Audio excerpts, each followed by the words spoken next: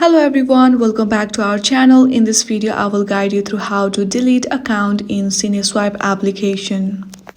For that, first of all, launch Cineswipe application.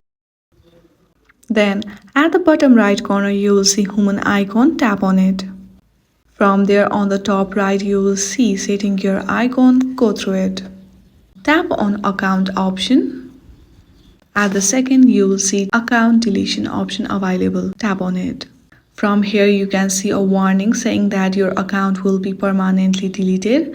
All of your data will be lost. If you want to still continue, then agree to the condition and tap on delete account option.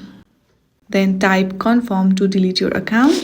Then at last, tap on delete account. And that was it.